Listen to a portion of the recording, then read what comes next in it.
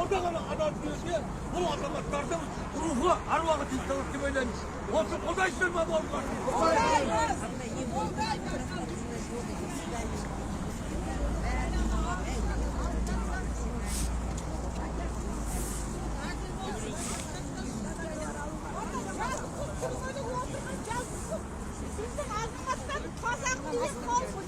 Kız jigitlerdi bozatsın. Niye onu жазықсыз соттайды? Неге бұл сұмдыққа düşерек билік? Назарбаев істеп отырған әлі қазақ қалап отыр. Неге кетпейді ол? Босатсын, жазықсыз жігіттерді, қыздарды, қазағым деген. Біз қазір талап етеміз саяси тұтқындарды, қоғамдық нелерді, белсенділердің бәрін босатсын.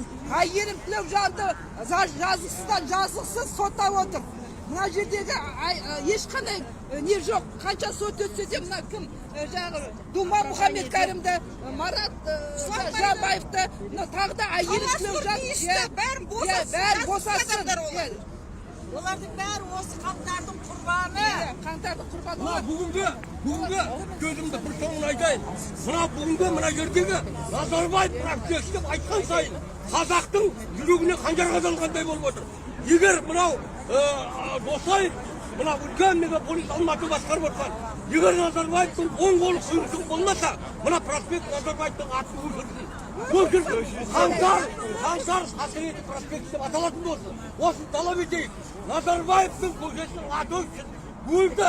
Құдай сауалын берсін мына Қаңтар көшесі деп аталсын. Қаңтар проспект деп аталсын. Назарбаевтың оң қолы болмаса, Досаев осыны бүгінгі мәслихат депутаттары, мына мәжілістің депутаттары, егер шынымен азаматтар болатын болса, мынау Назарбаев проспектін, өйткені осы қанды қолдың барлығын ұйымдастырған сол Назарбаев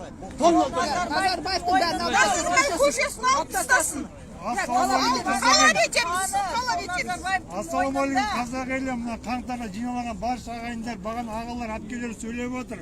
Мына қаңтар оқиғасын мына жоғары билік істеп отыр. Негізгі 240 емес 5000 адам қайтыс болған қаңтар кезде. Негізгі сіздерге айтайын, бір пакетке 2 адамнан салған қаңтар оқиғасын көрдіңіздер ме?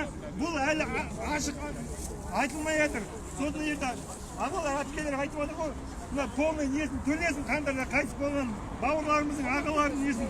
Мына жоғары отырған Тоқаев, сен не үшін президент болғансың? Халыққа айттың ғой, халықпен араласам, халықпен сөйлесем деген қайда сол үнің Тоқаев? Мына Досаев, мына халықпен бірге болам деген қайда?